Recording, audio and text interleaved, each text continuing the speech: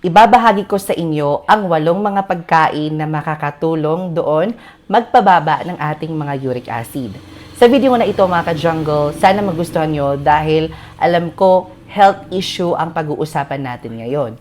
Pero meron tayong mga alternative way para ito po ay mapababa ang ating mga uric acid. Kaya naman, tapusin nyo ang video na ito para may matutunan kayo. Hello everyone! Welcome again to my YouTube channel. Kung bago ka lang po sa ating YouTube channel at gusto nyo mga ganitong content, just subscribe to my YouTube channel para updated kayo sa ating video. So sa video na ito ay importanteng malaman natin sa may mataas na uric acid ang mga pagkain para makatulong ito mapababa.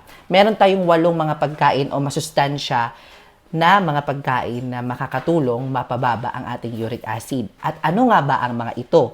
Unang-una ay yung gulay na mataas sa fiber. So ano pa ba ang mga gulay na matataas na fiber? Tulad ng kalabasa, carrots, sayote, repolyo, pechay, at iba pang gulay. So yan po ang mga gulay na na-mention ko doon sa may mataas na uric acid na posibleng makatulong. Ang mga gulay ay magandang bahagi ng ating balanced diet, no? So, nagbibigay ito ng magandang fiber, vitamins, minerals, at iba pang nutrients.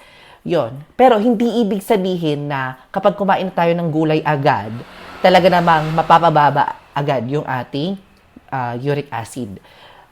In the long run na pagkakain ng gulay, papalitan natin yung mga hindi masustansya doon sa masustansyang pagkain, posibleng makatulong doon sa mataas ang uric acid at mapapababa nito. Kapag mataas kasi yung uric acid sa ating katawan, namamaga po ang ating mga kamay, kasukasuhan, yung mga buto, at nagkakameron po tayo ng gout arthritis. Pangalawa naman, ang kamatis. So, yung kamatis ay makakatulong doon mapababa yung ating uric acid.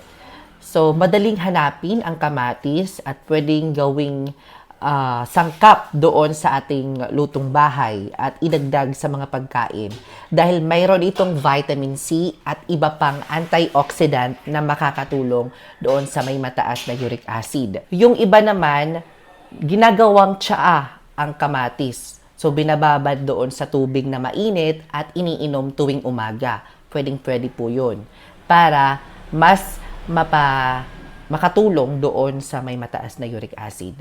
Pero tandaan natin na itong kamatis ay hindi gamot sa mataas na uric acid. Posible itong maging nutrition food na maaring bahagi ng healthy diet sa may mataas na uric acid. So, yun, samahan ito ng hindi pagkain ng maalat, processed food, at iba pang hindi healthy na pagkain.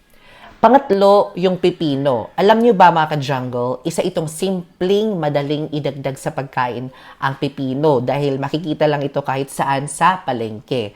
So, hugasan nyo lang ng maigi ang pipino, hugasin muna ng asin, ibabad muna ng asin at hugasan ng mabuti para malinis po kasi hindi po natin alam kung galing saan ang pipino na gulay. So, mataas po ang water content nito, kaya nakakadagdag ito ng fluid intake kapag sinamahan sa pagkain.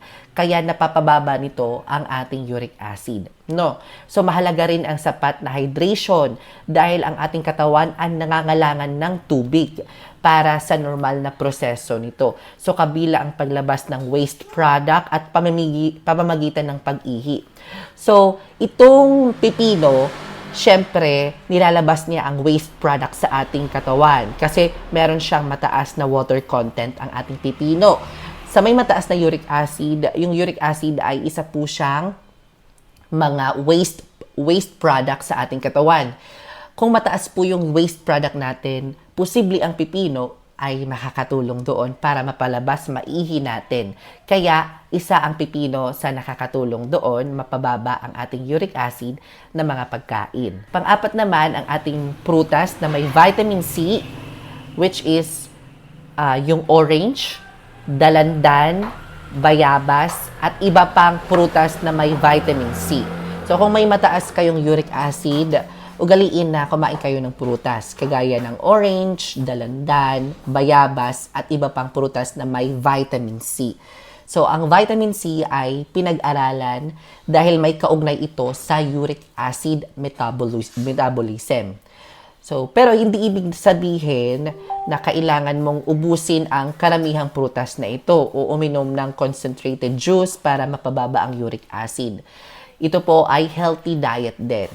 At piliin ang whole fruit. Siyempre, napapaganda po ang ating katawan sa pagkain ng mga prutas. Ang panglima naman na pagkain na makakatulong doon sa may mataas na uric acid, ang cherries o iba pang prutas.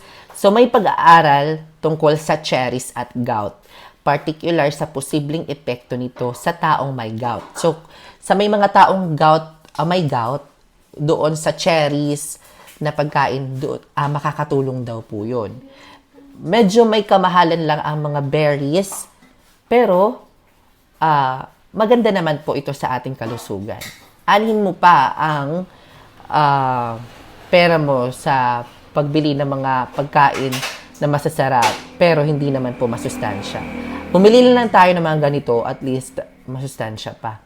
So, nakakapagpababa po ito ng uric acid dahil nga ito po ay may mataas na water resistance. So, kung available sa inyo sa pagpasok sa inyong diet, maaari itong kainin bilang ordinaryong prutas. Importante ay hindi tayo aasa sa pagkain lamang. Mas malaking bagay pa rin ang kabuang lifestyle, balanced diet, sapat na tubig at tamang timbang kung kinakailangan, at pagsunod sa medical advice. Pang-anim naman, yung oats. Kung ayaw niyo pong kumain ng kanin, oats or whole grains, pwedeng-pwede po yun. Isa po yun sa magandang option ang oats at iba pang whole grains na may fiber, at mga pagkain ito ay maaari silang maging bahagi ng balanced diet o balanced meal. So halimbawa sa almusal, pwede kayong magkaroon ng oatmeal, may prutas. So, ang goal natin ay magkaroon ng pagkain na nagbibigay ng sapat nutrients at hindi sobrang added sugar, saturated fats at calories. Yung calories kasi at saturated fat, nakakadagdag po yun sa may mataas na uric acid. Mas tataas ang uric acid natin doon. So, simplihin lang natin ang mga pagkain katulad ng oats at whole grain, nakakatulong po yun. Ang pito naman, ang low-fat dairy. So, ano po yung low-fat dairy? Katulad po ng low-fat milk, yogurt, yun po, nakakatulong po yun sa may mataas na uric acid. May mga ebidensya na ang dairy products, lalo na ang low-fat, ay maaaring magkaroon ng beneficial association sa gout risk. So, kung wala pa po kayong gout arthritis o gout na sakit, mas maganda po kumain na agad tayo ng uminom na tayo ng yogurt at low-fat milk. Katulad ng mga iba't ibang, may mga fresh milk naman tayo sa iba't ibang mga convenience store na merong low-fat milk. Pangwalo naman, ito yung pinaka-importante sa lahat. Hindi siya pagkain, pero nakakatulong talaga ito. Siyempre, ang pag-iinom ng maraming tubig. So, hindi pwede natin ang kalimutan ng tubig dahil ito po ay importante. Set aside na lang natin ang mga soft drinks at tubig-tubig na lang tayo kapag mataas po ang uric acid natin. So, napakahalaga po ito sa sapat ng hydration para sa normal na function ng ating katawan.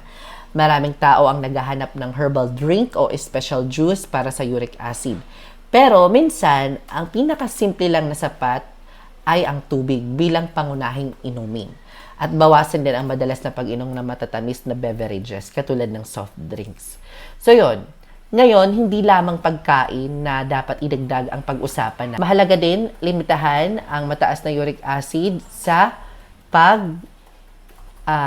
kakain ng mga atay, mga red meat, seafoods, at mataas na purines. Yan po ang mga pagkain na makakatulong doon sa mataas ang uric acid, mga ka-jungle. So, hindi po ako expert dito, pero meron po tayong mga pananaliksik na itong mga pagkain ito ay masustansya. So, totoo naman po, di ba?